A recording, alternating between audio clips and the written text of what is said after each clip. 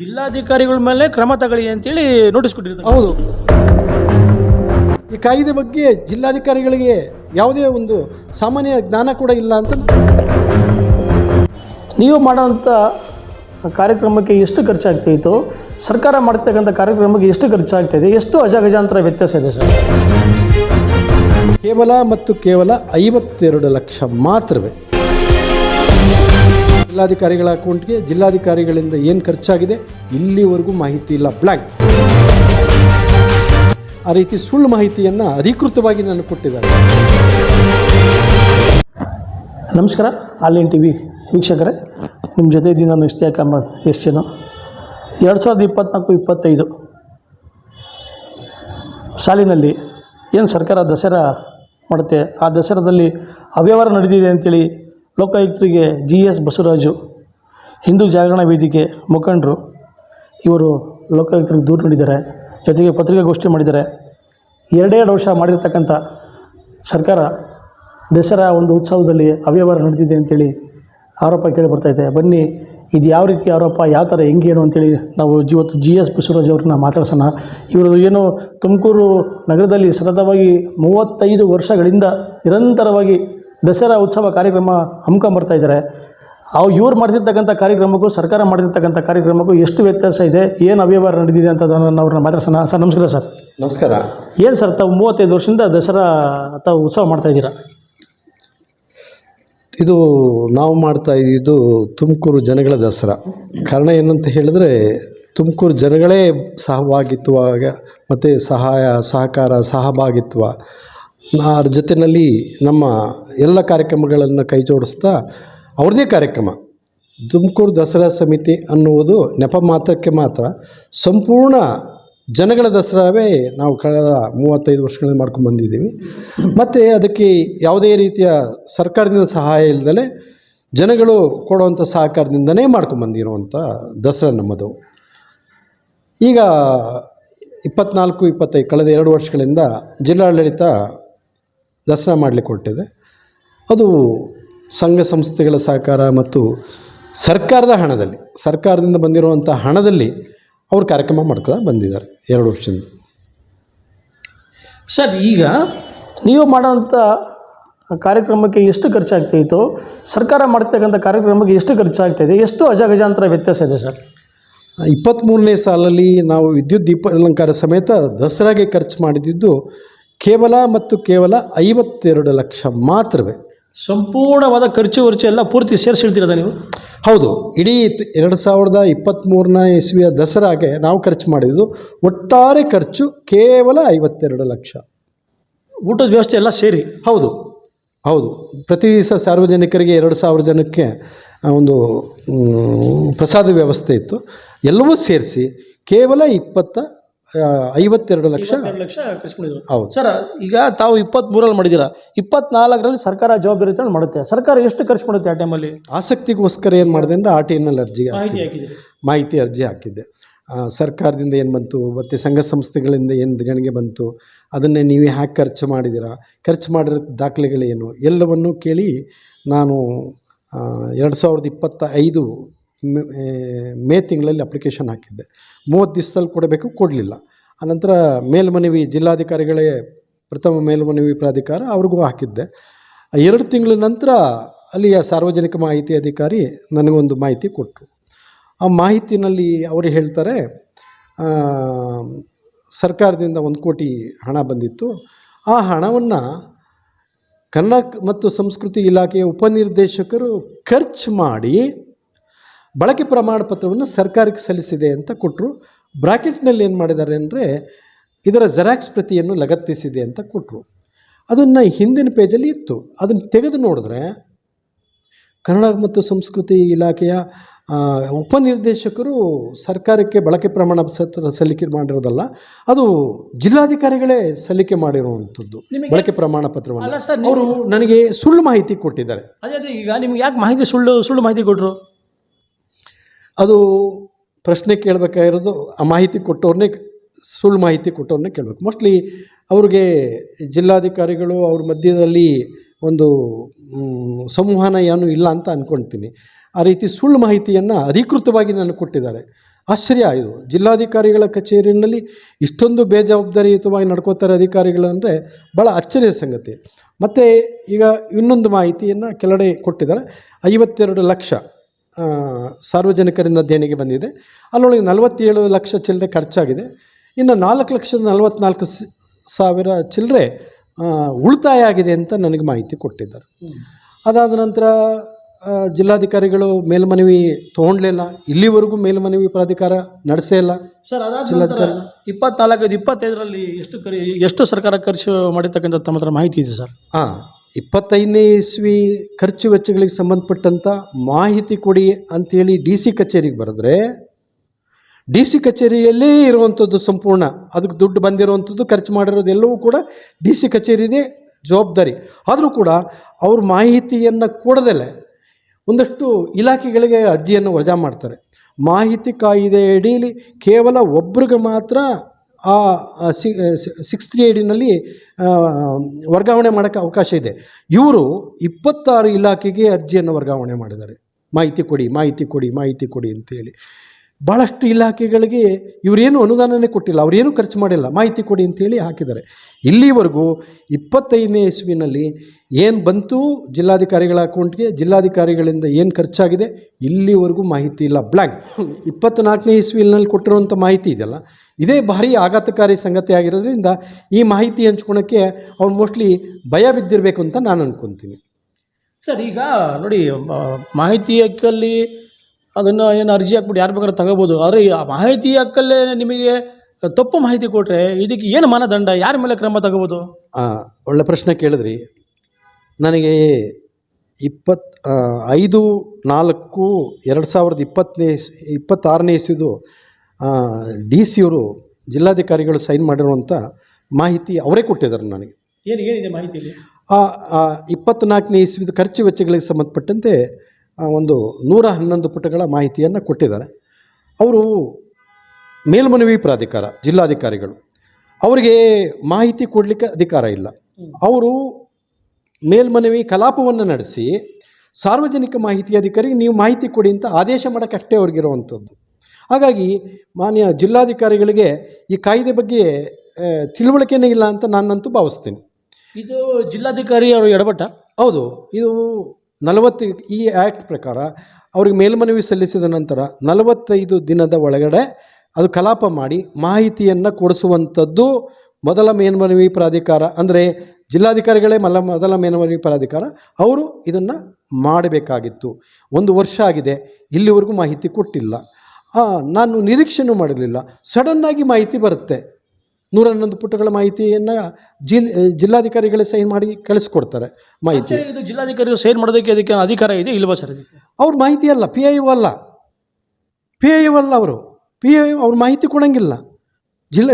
ಸಾರ್ವಜನಿಕ ಮಾಹಿತಿ ಅಧಿಕಾರಿಗೆ ಇವರು ನಿರ್ದೇಶನ ಮಾಡಿ ಮಾಹಿತಿ ಕೊಡಿ ಅಂತ ಹೇಳ್ಬಿಟ್ಟು ಅವ್ರ ಕಡೆಗೆ ಕೊಡಬೇಕು ಮಾಹಿತಿಯನ್ನು. ಇವ್ರು ಕೊಡೋಕ್ಕೆ ಅಧಿಕಾರನೇ ಇಲ್ಲ. 21 ವರ್ಷ ಆಗಿದೆ ಈ ಕಾಯ್ದೆ ಬಂದು. ಈ ಕಾಯ್ದೆ ಬಗ್ಗೆ ಜಿಲ್ಲಾಧಿಕಾರಿಗಳಿಗೆ ಯಾವುದೇ ಒಂದು ಸಾಮಾನ್ಯ ಜ್ಞಾನ ಕೂಡ ಇಲ್ಲ ಅಂತ ನಾನು ಭಾವಿಸ್ತೀನಿ. ಅಟ್ಲೀಸ್ಟ್ ಕಾನೂನು IAS ಅಧಿಕಾರಿಯವರು ಕಾನೂನನ್ನು ಹರಿದು ಕುಡಿದಿರ್ತಾರೆ. ಆದರೆ ಅವರು ಮಾಹಿತಿ ಕೊಡೋದಕ್ಕೆ ಬರೋದಿಲ್ಲ ಅಂದರೂ ಕೂಡ ಮಾಹಿತಿ ಕೊಟ್ಟಿದ್ದಾರೆ ಅಂತ ಹೇಳಿದ್ರೆ ಅಧಿಕಾರಿಗಳಿಗೇನು ಇದ್ರ ಬಗ್ಗೆ ತಾವು ಹೇಳ್ದಂಗೆ ಅರಿವೇ ಇಲ್ಲವೋ, ಇಲ್ಲ ಅಧಿಕಾರಿಗಳಿಗೆ ದಿಕ್ತಪ್ಸಂತ ಕೆಲಸ ಮಾಡಿದಾರೋ, ಎಲ್ಲಿ ಯಾವ ಥರ ಸರ್ ಇದು? ಈ ವಿಚಾರವಾಗಿ ಇನ್ಫಾರ್ಮೇಷನ್ ಕಮಿಷನರು DCಗೆ ನೋಟಿಸ್ ಎಲ್ಲ ಕೊಟ್ಟಿದ್ದಾರೆ. ಅವ್ರು ಕಲಾಪ ಮಾಡ್ತಾಯಿಲ್ಲ, ಪ್ರೊಸೀಡಿಂಗ್ಸ್ ಮಾಡ್ತಾಯಿಲ್ಲ. ಹಾಗಾಗಿ ಇವ್ರ ಮೇಲೆ ನೀವು ಯಾಕೆ ಕ್ರಮ ತಗೋಬಾರ್ದು ಅಂಥೇಳಿ ಸರ್ಕಾರಕ್ಕೆ, ಸೆಕ್ರೆಟ್ರಿಗೆ ಮತ್ತು ರೀಜನಲ್ ಕಮಿಷನರ್ಗೆ, ಅಲ್ಲಿ ಇನ್ಫಾರ್ಮೇಷನ್ ಕಮಿಷನರ್ ನೋಟಿಸ್ ಕೊಟ್ಟಿರುವಂಥ ದಾಖಲೆಗಳು ಕೂಡ ನನ್ನ ಹತ್ರ ಇದೆ. ಯಾರಿಗೆ ನೋಟಿಸ್ ಕೊಟ್ಟಿರೋದು? ಇವರು ಜಿಲ್ಲಾಧಿಕಾರಿಗಳಿಗೆ ಕ್ರಮ ತಗೊಳ್ಳಿ ಅಂಥೇಳಿ ಸರ್ಕಾರಕ್ಕೆ, ಸೆಕ್ರೆಟರಿ ಟು ರೆವಿನ್ಯೂ ಡಿಪಾರ್ಟ್ಮೆಂಟ್, ಜಿಲ್ಲಾಧಿಕಾರಿಗಳ ಮೇಲೆ ಕ್ರಮ ತಗೊಳ್ಳಿ ಅಂತೇಳಿ ನೋಟಿಸ್ ಕೊಟ್ಟಿರೋದು. ಹೌದು.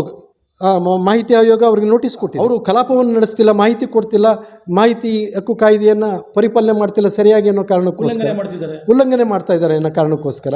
ಈ ಸತಿ ಏನು ಇದರಲ್ಲಿ 2 ಬಾರಿ ದಸರಾ ನಡೆಸಿರೋದ್ರಲ್ಲಿ ಸರಿಸುಮಾರು 6-7 ಕೋಟಿ ರೂಪಾಯಿ ಏನೋ ಅವ್ಯವಹಾರ ನಡೆದಿದೆ, ಅಕ್ರಮ ನಡೆದಿದೆ ಅಂತ ಹೇಳ್ತಿದ್ದೀರಾ. ತಾವು ಯಾವ ಆಧಾರದ ಮೇಲೆ ಹೇಳ್ತಿದ್ದೀರಾ? ತಾವು ಮಾತ್ರ ಏನು ದಾಖಲಾತಿದೆ, ತಾವು ಏನು ಸಾಬೀತು ಮಾಡೋದು ಕೊಟ್ಟಿದ್ದೀರಾ ಸರ್? ನೋಡಿ, ಸರ್ಕಾರದಿಂದ 24ನೇ ಇಸ್ವಿದು ಹೇಳ್ತೀನಿ ನಾನು, 25ನೇ ಇಸ್ವಿದಲ್ಲ, 24ನೇ ಇಸ್ವಿದು ಸರ್ಕಾರದಿಂದ ಬಂದಿರುವಂಥದ್ದು 1 ಕೋಟಿ.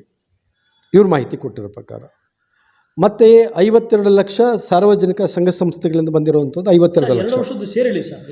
ಹೇಳ್ತೀನಿ ಯಾಕಂದರೆ ಅವರು ನನ್ನ ಹತ್ರ ಅದು ಮಾಹಿತಿ ಇಲ್ಲಿವರೆಗೂ ಕೊಟ್ಟಿಲ್ಲ. 25ನೇ ಇಸ್ವಿದು ಕೊಟ್ಟಿಲ್ಲ. ಹಾಗಾಗಿ 24ನೇ ಇಸ್ವಿದು ಹೇಳ್ತೀನಿ, ಆಮೇಲೆ ಮತ್ತೆ 25ನೇ ಇಸ್ವಿ ಅಭಾವ ಇದೆ, ಅದಕ್ಕೋಸ್ಕರ ಅನುಕೂಲ ಆಗುತ್ತೆ. ಅಲ್ಲ ಸರಿ ಇದೆ. 25ನೇ ಇಸ್ವಿದು ಅವ್ರು ಮಾಹಿತಿನೇ ಕೊಟ್ಟಿಲ್ಲ ಅಂದರೆ ನಾನು ಹೆಂಗೆ ಮಾಹಿತಿ ನಿಮ್ಮ ಹತ್ರ ಹಂಚ್ಕೊಳ್ಳಿ? ಇದುವರೆಗೂ ಮಾಹಿತಿನೇ ಕೊಟ್ಟಿಲ್ಲ. ಎಷ್ಟು ವರ್ಷ ಆಯ್ತು ಮಾಹಿತಿ ಹಾಕಿ? ನಾನು ಅಪ್ಲೈ ಮಾಡಿ ಆಗಲೇ 25ನೇ ಇಸ್ವಿದು ಮಾಹಿತಿ ಕೊಡಿ ಅಂತ ಹೇಳಿಬಿಟ್ಟು ಸುಮಾರು ಒಂದು 7 ತಿಂಗಳಾಗಿದೆ. 26 ಬಂತು. ಹೌದು. ನಿರೀಕ್ಷೆ ಮಾಡಿದರೆ ಇನ್ನೂ ಕೊಡ್ತಾರಿಲ್ಲ ಅಂತೇಳಿ? ಖಂಡಿತ ನನಗೆ ವಿಶ್ವಾಸ ಇಲ್ಲ ಮಾಹಿತಿ ಸಿಗುತ್ತೆ. ಈ ಜಿಲ್ಲಾಧಿಕಾರಿಗಳು ಇರೋವರೆಗೂ ನನಗೆ ಮಾಹಿತಿ ಸಿಗುತ್ತೆ ಅಂತ ನಾನು ಅಂದ್ಕೊಂಡಿಲ್ಲ. ಈ ಮಾಹಿತಿ ಹಕ್ಕು ಕಾಯ್ದೆ ಅನ್ನೋದು ಈ ದೇಶದ ಕಾನೂನು. ಈ ದೇಶದ ಕಾನೂನನ್ನು ಮೊನ್ನೆ ಜಿಲ್ಲಾಧಿಕಾರಿಗಳೇ ಸರಿ ಫಲಿಪಾಲನೆ ಮಾಡ್ತಿಲ್ಲ ಅನ್ನೋದಾದರೆ ಉಲ್ಲಂಘನೆ ಮಾಡ್ತಾವ್ರೆ ಅಂದರೆ ಇಡೀ ಜಿಲ್ಲೆಯ ಸಾರ್ವಜನಿಕ ಮಾಹಿತಿ ಅಧಿಕಾರಿಗಳು ಅವ್ರಿಗೇನು ಸಂದೇಶ ಕೊಟ್ಟಿದ್ದಾರೆ? ಇವರು ಏನು ಸಂದೇಶ ಕೊಟ್ಟಿದ್ದಾರೆ? ಇವರಿಗೆ ಗೌರವ ಇಲ್ಲ ಅಂದರೆ ಆ ಕಾಯ್ದೆ ಬಗ್ಗೆ, ಈ ದೇಶದ ಕಾಯ್ದೆ ಬಗ್ಗೆ. ಇನ್ನು ಇವರು ಸಬಾರ್ಡಿನೇಟ್ಸ್ ಅಧಿಕಾರಿಗಳು ಏನು ನಿರೀಕ್ಷೆ ಮಾಡಲಿಕ್ಕೆ ಸಾಧ್ಯ?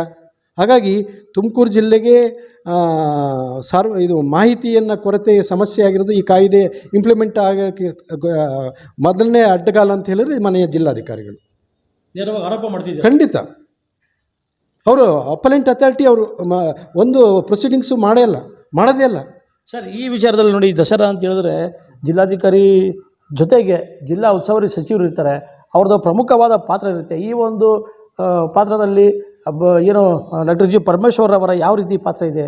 ಈಗ ನಡೆದಿರುವಂಥ ದಸರಾದಲ್ಲಿ ನಡೆದಿರುವಂಥ ಅವ್ಯವಹಾರಕ್ಕೂ ಕೂಡ ಅವರು ಅದೇ ರೀತಿ ಕ್ರೆಡಿಟ್ ತೊಗೋಬೇಕಾಗತ್ತೆ, ಅದೇ ರೀತಿ ಹೊಣೆಗಾರಿಕೆ ಬರಬೇಕಾಗತ್ತೆ. ಇದು ಸಾರ್ವಜನಿಕರ ದುಡ್ಡು ಮತ್ತು ಸರ್ಕಾರದ ದುಡ್ಡು ಆಗಿರೋದ್ರಿಂದ ಅದಕ್ಕೆ ಎಲ್ಲವನ್ನೂ ಕೂಡ ಹೊಣೆಗಾರಿಕೆಯನ್ನು ನೇರವಾಗಿ ಜಿಲ್ಲಾ ಉಸ್ತುವಾರಿ ಸಚಿವರೇ ತಗೋಬೇಕು ಅನ್ನುವಂಥದ್ದು ನಮ್ಮ ಈ ಮಾಧ್ಯಮಗಳ ಮೂಲಕ ನಾವು ಒತ್ತಾಯ ಮಾಡ್ತಾ ಇದ್ದೀವಿ. ಸರ್, ಕಳೆದ ಬಾರಿ ಏನೋ ಫಿಲಮ್ ಆಕ್ಟರ್ಸ್ನ ಕರೆಸಿದ್ರು, ವಿಜಯ ಪ್ರಕಾಶ್ ಮತ್ತು ಅರ್ಜುನ್ ಜನ್ಯ ಅಂತೇಳಿ. ಅವ್ರಿಗೆ ಎಷ್ಟು ಪೇಮೆಂಟ್ ಆಗಿದೆ? ವಿಜಯ ಪ್ರಕಾಶ್ ಅವ್ರಿಗೆ ಎಷ್ಟು ಲಕ್ಷ ಆಗಿದೆ ಸರ್? 19 1 5 24, ಅರ್ಜುನ್ ಜನ್ಯ ಅವರಿಗೆ 17 5 22, ಕಂಬದ ನರಸಿಂಹಯ್ಯ ಅವರಿಗೆ 2 ಲಕ್ಷ, ಟೋಟಲಿ 48 ಲಕ್ಷ ರೂಪಾಯಿ ಈ ಕಲಾವಿದರಿಗೆ ಹೋಗಿದೆ ಸರ್. ಆಮೇಲೆ ನೋಡಿ, ಕನ್ನಡ ಮತ್ತು ಸಂಸ್ಕೃತಿ ಇಲಾಖೆ ಅಡಿಯಲ್ಲಿ ಬರ್ತಕ್ಕಂಥ ಸಣ್ಣ ಪುಟ್ಟ ಕಲಾವಿದರಿದ್ದಾರೆ, ಅವ್ರಿಗೆ ಎಷ್ಟೆಷ್ಟು ಅಮೌಂಟ್ ಹೋಗಿದೆ ಸರ್? ಅದ್ರ ಬಗ್ಗೆ ಅಂತ ಸಿಕ್ಕಿರೋ ಮಾಹಿತಿ ಪ್ರಕಾರ 10,000, 15,000, 20,000, 30,000 ರೂಪಾಯಿ ಮೇಲೆ ಯಾರಿಗೂ ಕೊಟ್ಟಿಲ್ಲ. ಅಂದರೆ ಸ್ಥಳೀಯ ಕಲಾವಿದರಿಗೆ ಪ್ರೋತ್ಸಾಹ ಕೊಡಬೇಕಾಗಿರುವಂಥದ್ದು ಮಾನ್ಯ ಜಿಲ್ಲಾ ಉಸ್ತುವಾರಿ ಸಚಿವರು ಮತ್ತು ಜಿಲ್ಲಾಧಿಕಾರಿಗಳ ಹೊಣೆಗಾರಿಕೆ ಆಗಿತ್ತು. ಕಾರಣ ಏನಂದರೆ ಇದು ತುಮಕೂರು ಜಿಲ್ಲೆಗೆ ಸಂಬಂಧಪಟ್ಟಂಥ ತುಮಕೂರು ದಸರಾ ಆಗಿರೋದ್ರಿಂದ ಇಲ್ಲಿಯ ಕಲಾವಿದರನ್ನು ಬಳಸಿಕೊಂಡು ಕಾರ್ಯಕ್ರಮ ಮಾಡಬೇಕಾಗಿತ್ತು, ಕಾರ್ಯಕ್ರಮ ಯಶಸ್ವಿ ಮಾಡಬೇಕಾಗಿತ್ತು, ಕಲಾವಿದರಿಗೆ ಪ್ರೋತ್ಸಾಹ ಮಾಡಬೇಕಾಗಿತ್ತು. ಆ ಕೆಲಸವನ್ನು ಮಾಡಿದರೆ ಹೊರಗಡೆ ಇರೋರಿಗೆ ಲಕ್ಷಾಂತರ ರೂಪಾಯಿ ಕೊಡೋದ್ರ ಮುಖಾಂತರ ಇವರಿಗೆ ತುಮಕೂರು ಜಿಲ್ಲೆ ಬಗ್ಗೆ ಯಾವುದೇ ಕಾಳಜಿ ಇಲ್ಲ ಅನ್ನುವಂಥದ್ದು ಸ್ಪಷ್ಟವಾಗಿದೆ. ಸ್ಥಳೀಯ ಕಲಾವಿದರಿಗೆ, ಸಣ್ಣ ಪುಟ್ಟ ಕಲಾವಿದರು ಒಂದು ಕಲೆಯಿಂದ ಅವ್ರಿಗೆ ಬರತಕ್ಕಂಥ ಸಣ್ಣ ಪುಟ್ಟ ಒಂದು ದುಡಿಮೆಯಲ್ಲಿ ಅವರಿಗೆ ಅವತ್ತಿನ ಖರ್ಚು ವೆಚ್ಚ ನಡೀತೈತೆ, ಅವ್ರ ಮನೆ ಸಂಸಾರ ನಡೀತೈತೆ. ಅಂದರೆ ತಾವುಗಳ ಪ್ರಕಾರ ಸಣ್ಣ ಪುಟ್ಟ ಕಲಾವಿದರಿಗೆ ತೀರಾ ಸರ್ಕಾರ ಏನೋ ಜಿಲ್ಲಾಧಿಕಾರಿಗಳು, ಜಿಲ್ಲಾ ಉಸ್ತುವಾರಿ ಸಚಿವರು ಕಡೆಗಣಿಸಿದ್ರು ಅಂತ ತಮ್ಮ ಪ್ರಶ್ನೆನ? ಇದು ಮಾಧ್ಯಮಗಳಲ್ಲೂ ಸುದ್ದಿ ಆಗಿತ್ತು. ಸ್ಥಳೀಯ ಕಲಾವಿದರು ನಮಗೆ ದಸರಾ ಆಗಿ 6 ತಿಂಗಳು ನಮಗೆ ಪೇಮೆಂಟೇ ಕೊಟ್ಟಿಲ್ಲ ಅಂತ ಹೇಳಿ ಪ್ರತಿಭಟನೆ ಮಾಡಿ, ಹೋರಾಟ ಮಾಡಿ, ಮತ್ತು ಅದಕ್ಕೆ ಪತ್ರ ಬರೆದು ಮಾಧ್ಯಮಗಳಲ್ಲೆಲ್ಲ ಸುದ್ದಿ ಆಗಿತ್ತು. ಈಗ ಯಾರು ವಿಜಯ್ ಪ್ರಕಾಶ್ ಮತ್ತು ಅರ್ಜುನ್ ಜನ್ಯ ಅವರಿಗೆ ಅಡ್ವಾನ್ಸ್ ಪೇಮೆಂಟ್ ಮಾಡ್ತಾರೆ. ಈ ಕಲಾವಿದರು ಕಾರ್ಯಕ್ರಮ ಕೊಟ್ಟು 6 ತಿಂಗಳಾರು ಪೇಮೆಂಟ್ ಕೊಟ್ಟಿರಲಿಲ್ಲ ಅನ್ನೋದು ಮಾಧ್ಯಮ ಸುದ್ದಿ. ಅಂದರೆ ಸಂಪೂರ್ಣವಾಗಿ ಈ ದಸರಾ 2 ವರ್ಷದ ದಸರಾ ಖರ್ಚು ಮಾಡಿರುವಂಥದ್ರಲ್ಲಿ ಸಂಪೂರ್ಣವಾಗಿ ಖರ್ಚು ಮಾಡಿರೋದೆಲ್ಲವೂ ಕೂಡ ಅವ್ಯವಹಾರವೇ. ಹೆಂಗೆ ಅಂತ ಹೇಳಿದ್ರೆ ಕೊಟೇಶನ್ಸ್ಗಳು ಕಾಲ್ ಮಾಡಿಲ್ಲ, ಕೊಟೇಶನ್ಸ್ಗಳು ತೊಗೊಂಡಿಲ್ಲ, ಕಂಪ್ಯಾರಿಟಿವ್ ಸ್ಟೇಟ್ಮೆಂಟ್ ಇಲ್ಲ, ಆಮೇಲೆ ಟೆಂಡರ್ ಪ್ರಕ್ರಿಯೆ ಮಾಡಿಲ್ಲ, ಮತ್ತು GST ಇಲ್ಲದಲೇ ಇರುವಂಥವ್ರಿಗೆ ಯಾವುದೇ ಪೇಮೆಂಟ್ ಮಾಡಬಾರ್ದು ಅನ್ನೋದು ಸರ್ಕಾರಿ ನಿಯಮ ಇದೆ. 3 ಲಕ್ಷ 4 ಲಕ್ಷ ಪೇಮೆಂಟ್ ಮಾಡಿದ್ದಾರೆ. ಯಾರಿಗೆ ಮಾಡಿದ್ದಾರೆ ಸರ್? ಇದು ಅವ್ರು ಬೇಕಾದವ್ರಿಗೆ ಒಂದಷ್ಟು ಬಿಲ್ ತೊಗೊಂಡವ್ರೆ, ಅವರೊಳಗೆ ಯಾರಿಗೆ ಇದನ್ನು ಪೇಮೆಂಟ್ ಮಾಡಿದ್ದೀವಿ ಅಂತಲೂ ಬರ್ದಿಲ್ಲ. ಅವ್ರು ಬಿಲ್ ಕೊಟ್ಟಿರೋರು 3 ಲಕ್ಷನ ಪೇಮೆಂಟು, 4 ಲಕ್ಷ ಪೇಮೆಂಟು, ಯಾವುದೇ ಒಂದು ನಿಯಮವನ್ನು ಪಾಲಿಸದೆ ಬೇಕಾಬಿಟ್ಟು ಖರ್ಚು ಮಾಡಿದ್ದಾರೆ. ರಾಜ್ಯಪಾಲರು ಎಷ್ಟು ಹೇಳಿದ್ರಿ? ಇದು ರಾಜ್ಯಪಾಲರು, ನಾವು ಈಗ ಈ ವಾರ ದೂರು ಕೊಡೋರಿದ್ದೀವಿ ನಮ್ಮ ಸಂಸ್ಥೆಯಿಂದ. ಈಗಾಗಲೇ ಜಿಲ್ಲಾಡಳಿತ ಅಂದರೆ ಸರ್ಕಾರದ ಒಂದು ಭಾಗ. ಜಿಲ್ಲಾಡಳಿತ ಇದರೊಳಗೆ ತಪ್ಪು ಮಾಡಿದೆ ಅಂದರೆ ಸರ್ಕಾರವೇ ತಪ್ಪು ಮಾಡಿದೆ ಅಂತ. ಹಾಗಾಗಿ ಸರ್ಕಾರವೇ ತಪ್ಪು ಮಾಡಿರೋದ್ರಿಂದ ಸರ್ಕಾರದ ಮುಖ್ಯಸ್ಥರು ಯಾರಂದರೆ ರಾಜ್ಯಪಾಲರು. ಮತ್ತು ರಾಜ್ಯಪಾಲರು ದೂರು ಕೊಟ್ಟಾಗಲೇ ಇದರೊಳಗೆ ನ್ಯಾಯ ಸಿಗುವಂಥದ್ದನ್ನು ನಮಗೆ ವಿಶ್ವಾಸ. ಮತ್ತು ಈಗಾಗಲೇ ಲೋಕಾಯುಕ್ತದಲ್ಲಿ ಒಂದು ದೂರು ಕೊಟ್ಟು ಪ್ರಕರಣ ಕೂಡ ದಾಖಲು ಮಾಡಿದ್ದೀವಿ ಆಲ್ರೆಡಿ. ಆಗಲೇ 5ನೇ ತಿಂಗಳಲ್ಲೇ ಪ್ರಕರಣ ದಾಖಲಾಗಿದೆ. ಏನು ದಾಖಲಾಗಿದೆ ಸರ್? ಯಾರ ಮೇಲಾಗಿದೆ? ಅಂದರೆ ಏನೇನು ಅವ್ಯವಹಾರ ಆಗಿದೆ, ಈಗ ನಾನು ಏನೇನು ನಿಮ್ಮ ಹತ್ರ ಹೇಳಿದೆ ಇದೆಲ್ಲವನ್ನು ಕೂಡ ದೂರಿನಲ್ಲಿ ಉಲ್ಲೇಖ ಮಾಡಿದ್ದೀವಿ. ಲೋಕಾಯುಕ್ತರು ಜಿಲ್ಲಾ ಉಸ್ತುವಾರಿ ಸಚಿವರ ಮೇಲೆ ಕ್ರಮ ತಗೊಂತವ್ರು, ಜಿಲ್ಲಾಧಿಕಾರಿ ಮೇಲೆ ತಗೊಂತಾರೆ, ಇನ್ನಿತರ ಅಧಿಕಾರಿಗಳ ಮೇಲೆ ಕ್ರಮ ತಗೊಳ್ಳೋಂಥದ್ದಕ್ಕೆ ಅವರಿಗೆ ಪವರ್ ಇದೆಯೋ? ಅಟ್ಲೀಸ್ಟ್ ನಾವು ಕೊಟ್ಟಿರ್ತಕ್ಕಂಥ ಕಂಪ್ಲೇಂಟು ಯಾರ ಮೇಲೆ ಇದನ್ನು ಇಂಥವ್ರು ಅಂತೇಳಿ ಸ್ಪೆಸಿಫಿಕ್ ಆಗಿ ಪರಿಗಣಿಸ್ತಾರೆ ಸರ್? ಇಲ್ಲಿ ನಾವು ಇದಕ್ಕೆ ಖರ್ಚು ವೆಚ್ಚಗಳಿಗೆ ಸಂಬಂಧಪಟ್ಟಂತೆ ನೇರವಾದ ಹೊಣೆಗಾರರು ಜಿಲ್ಲಾಡಳಿತ. ಹಾಗಾಗಿ ಸಚಿವರನ್ನು ನಾವು ಎಲ್ಲಿಯೂ ಕೂಡ ದೂರದಲ್ಲಿ ಉಲ್ಲೇಖ ಮಾಡಿಲ್ಲ. ಇದಕ್ಕೆ ಅಧಿಕೃತವಾಗಿ ತಪ್ಪಿತಸ್ಥರು ಅಂತೇಳಿ ನಮಗನಿಸಿರುವಂಥದ್ದು ಜಿಲ್ಲಾಡಳಿತ. ಹಾಗಾಗಿ ಯಾವ್ಯಾವ ಅಧಿಕಾರಿಗಳು, ಸುಮಾರು ಒಂದು 27 ಅಧಿಕಾರಿಗಳನ್ನು ನಾವು ಅವ್ರನ್ನ ಡೆಸಿಗ್ನೇಷನ್ನ ಹಾಕಿ ಲೋಕಾಯುಕ್ತದಲ್ಲಿ ದೂರು ಕೊಟ್ಟಿದ್ದೀವಿ. ಈಗ ರಾಜ್ಯಪಾಲರಿಗೆ ಯಾಕೆ ಕೊಡ್ತಾಯಿದ್ದೀವಿ ಅಂದರೆ, ಸರ್ಕಾರವೇ ಇದರೊಳಗೆ ಇನ್ವಾಲ್ವ್ ಆಗಿರೋದ್ರಿಂದ ನ್ಯಾಯ ಸಿಗಬೇಕಂದ್ರೆ ನಾವು ರಾಜ್ಯಪಾಲರ ಹತ್ರ ಹೋಗಬೇಕು. ಹಾಗಾಗಿ ರಾಜ್ಯಪಾಲರು ಹಾಲಿ ಹೈಕೋರ್ಟಿನ ನ್ಯಾಯಮೂರ್ತಿಗಳೇನಿದ್ದಾರೆ ಅವರ ನೇತೃತ್ವದಲ್ಲಿ ತನಿಖೆ ಆಗಬೇಕು, ಅಥವಾ ಇದನ್ನು CBI ಕೊಡಬೇಕು ಅನ್ನುವಂಥದ್ದು. ಆಗ ಮಾತ್ರ ಈ ಒಂದು ತನಿಖೆ ಕರೆಕ್ಟಾಗಿ ನಡೆಯುತ್ತೆ ಮತ್ತು ತಪ್ಪಿತಸ್ಥರ ಮೇಲೆ ಶಿಕ್ಷೆ ಆಗುತ್ತೆ ಅನ್ನೋ ವಿಶ್ವಾಸ ಇರೋದ್ರಿಂದ ರಾಜ್ಯಪಾಲರನ್ನು ಭೇಟಿ ಮಾಡಿ ನಾವು ದೂರು ಕೊಡುವಂಥ ಪ್ರಯತ್ನ ಮಾಡ್ತಿದ್ದೀವಿ. ಸರ್, ತಾವು ಇಷ್ಟೆಲ್ಲ ಹೇಳಿದ್ರಿ, ಇಲ್ಲಿ ಅವ್ಯವಹಾರ ನಡೆದಿದೆ, ಅಕ್ರಮ ನಡೆದಿದೆ, ಇದ್ರ ಮೇಲೆ ಇದೆಲ್ಲ ಪೂರ್ತಿ ಬಯಲಿಗೆ ಬರಲೇಬೇಕಂತೇಳಿ CBI ಅನ್ನೋ ಒಂಥರ ಹಾಸ್ಯಾಸ್ಪದ ಆಗಲಿಲ್ಲ ಸರ್? ಕಾರಣ ಏನಂತ ಹೇಳಿದ್ರೆ, ನಾನು ಆಗಲೇ ಉಲ್ಲೇಖ ಮಾಡಿದೆ, ಜಿಲ್ಲಾಡಳಿತ ಅವ್ಯವಹಾರದಲ್ಲಿ ಭಾಗಿಯಾಗಿರೋದು ಸರ್ಕಾರವೇ ಆಡಳಿತದಲ್ಲಿ ಭಾಗಿಯಾಗಿದೆ. ಈ ಸರ್ಕಾರದ ಮೇಲೆ ನೀವು ಈ ಸರ್ಕಾರದ ಅಧೀನದಲ್ಲಿರುವಂಥ ಅಧಿಕಾರಿಗಳು ಯಾವ ರೀತಿ ತನಿಖೆ ನಡೆಸಲಿಕ್ಕೆ ಸಾಧ್ಯ? ಏನಿದು ಆನ್ಲೈನ್ ಟಿವಿಯ ವೀಕ್ಷಕರೇ, ದಸರಾದಲ್ಲಿ ಅವ್ಯವಹಾರ, ಇದು ಒಂದು ಆನ್ಲೈನ್ ಟಿವಿಯ ಒಂದು ವಿಶೇಷ ವರದಿಯಾಗಿತ್ತು ನೋಡಿ. ದಸರಾ 2024-25ರಲ್ಲಿ ನಡೆದಂಥ ಅವ್ಯವಹಾರದ ಬಗ್ಗೆ ಏನು GS ಬಸವರಾಜರವರು, ಹಿಂದೂ ಜಾಗರಣ ವೇದಿಕೆಯ ಮುಖಂಡರು, ಲೋಕಾಯುಕ್ತರು ಮೆಟ್ಲೆತ್ತಿದ್ದಾರೆ. ರಾಜ್ಯಪಾಲರಿಗೂ ಕೂಡ ಮನವಿ ಮಾಡ್ತೀವಿ ಅಂತ ಹೇಳ್ತಿದ್ದಾರೆ. ಇದರಲ್ಲಿ ಏನೋ 6ರಿಂದ 7 ಕೋಟಿ ರೂಪಾಯಿ ಏನೋ ಅವ್ಯವಹಾರ, ಅನ್ಯಾಯ, ಅಕ್ರಮ ಎಲ್ಲ ನಡೆದಿದೆ. ಮಾಹಿತಿ ಹಕ್ಕು ಕೊಡೋಂಥರಲ್ಲೂ ಕೂಡ ಅದರಲ್ಲಿ ಮಿನಾಮಿಷ ಎಣಿಸಿದ್ದಾರೆ. ಈ ಒಂದು ವಿಚಾರವಾಗಿ ನಾವು ರಾಜ್ಯಪಾಲರು ಮನವಿ ಕೊಡ್ತೀವಿ, CBI ತನಿಖೆ ಆಗಬೇಕು ಅಂತೇಳಿ ಇವರ ಒಂದು ಆಗ್ರಹ ಇದೆ. ಮುಂದಕ್ಕೆ ಏನಾಗುತ್ತೆ ಅಂತ ನಾವು ಅದನ್ನು ಕಾಯ್ದು ನೋಡಬೇಕಾಗುತ್ತೆ. ಆನ್ಲೈನ್ ಟಿವಿ ಇದು ನೈಜ ವರದಿಗಳ ಭಂಡಾರ. ನಮಸ್ಕಾರ.